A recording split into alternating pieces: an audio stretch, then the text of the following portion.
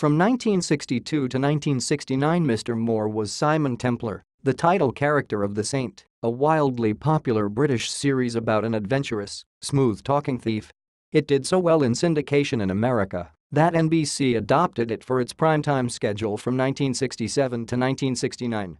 2 years later, Mr. Moore and Tony Curtis starred in ABC's one-season series The Persuaders as Playboy partners solving glamorous European crimes.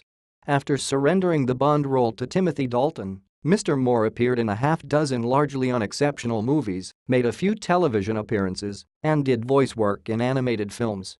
Mostly, however, he turned his attention elsewhere, becoming a UNICEF Goodwill Ambassador in 1991. He was made a Commander of the British Empire in 1999 and was knighted in 2003. Roger George Moore was born on October 14, 1927, in Stockwell, South London, the only child of George Alfred Moore, a London police officer who dabbled in amateur theatre, and the former Lily Pope. Early on, Roger expressed interest in becoming a commercial artist and worked, while a teenager, at an animation company. But he fell into movie extra work, was encouraged by a director to pursue acting, and entered the Royal Academy of Dramatic Art in 1944. He was drafted during the final year of World War II, serving as a second lieutenant in the Royal Army Service Corps. After the war, he did stage work in London and Cambridge, England, and appeared in mostly uncredited movie parts. He left for the United States in 1953. Mr. Moore made his American television debut that year, playing a French diplomat on an episode of NBC's Robert Montgomery Presents. His first credited film role was a small one as a tennis pro in The Last Time I Saw Paris, 1954, starring a young Elizabeth Taylor. His second movie was the romantic melodrama Interrupted Melody, 1955, with Eleanor Parker. But he soon returned to Britain and spent the rest of his career doing a mix of British, American and European projects.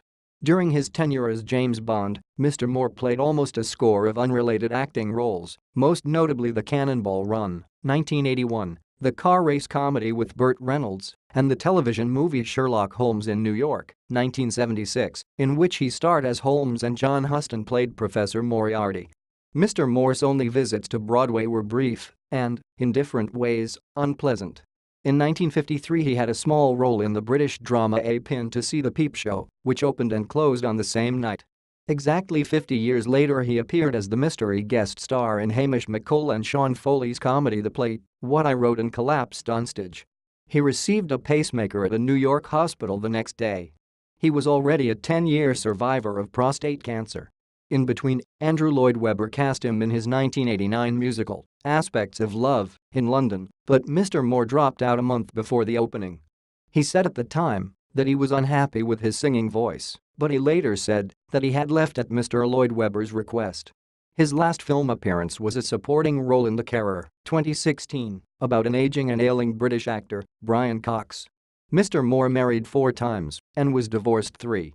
He met his first wife, 1946-53, Dern Van Steen, at acting school in London. He married Dorothy Squires in 1953 and left her in the early 60s for Luisa Mattioli, whom he had met making an Italian film, but their divorce was not final until 1968. He married Ms. Mattioli the next year and had 3 children with her.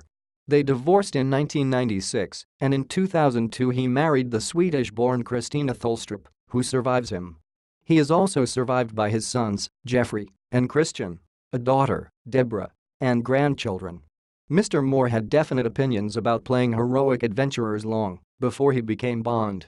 "I would say your average hero has a superego, an invincible attitude and an overall death wish," he told the New York Times in 1970. "He's slightly around the twist, isn't he? In theatrical terms, I've never had a part that demands much of me," he added. "The only way I've had to extend myself has been to carry on charming." Continue reading the main story.